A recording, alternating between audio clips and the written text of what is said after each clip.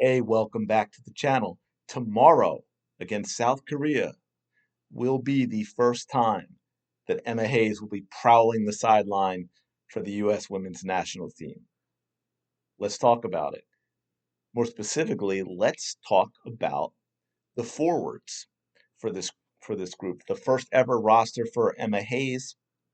For me, the forwards are the murkiest of the groups that she's put together. What I mean by that is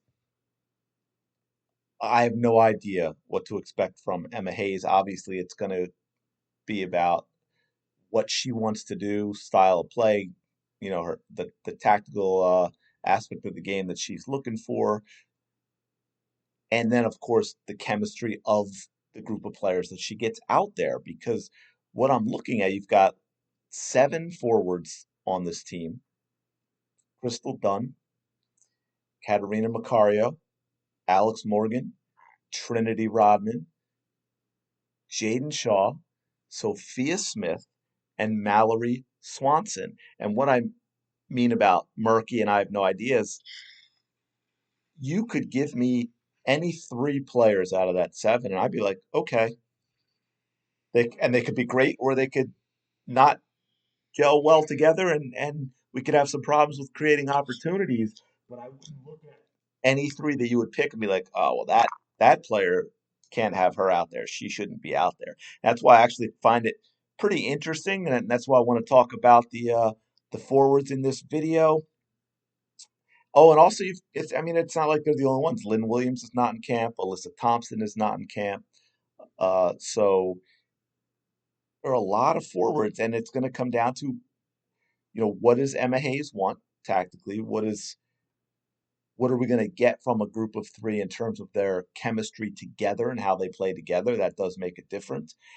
And then we're also talking about how far out is Emma Hayes looking. My guess is because the Olympics are coming right up, she is going to be focused on putting out the 11 for winning the Olympics. But after that, this could change.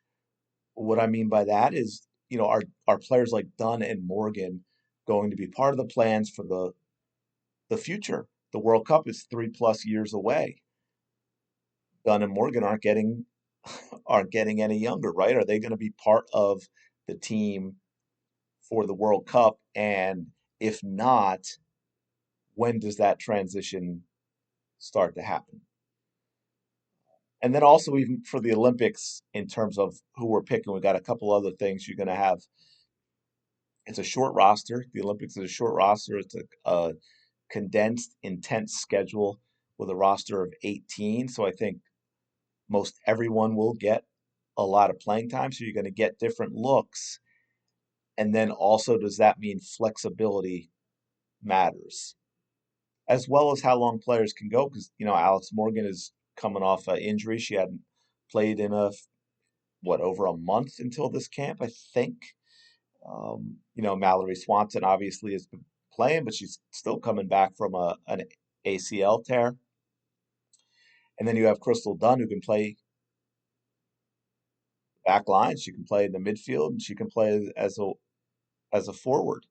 Katarina Macario and Jaden Shaw can both play the nine, but also play in the midfield, as the 10. So that's going to factor into, I think, the final roster for the Olympics as well. And speaking of the nine, I think one of the big struggles for the U.S. women's national team in recent years, as the rest of the world has gotten better, it is creativity and creating options in the final third against an established defense. We're still good in transition when we can get it, but we do struggle when we have to keep possession for a while and then we have to find and break down defenses in the final third with a little bit of creativity, some creative dribble work. We don't have Tobin Heath out on the right anymore, some 1-2s moving off the ball, things like that. And getting other players involved, having that creativity in the final third to break down those defenses. I think of two players at the nine. That's Alex Morgan or Katerina Macario, who, by the way, has played for Emma Hayes at Chelsea. Both of these players are players that can play back to goal and can play final passes and break lines.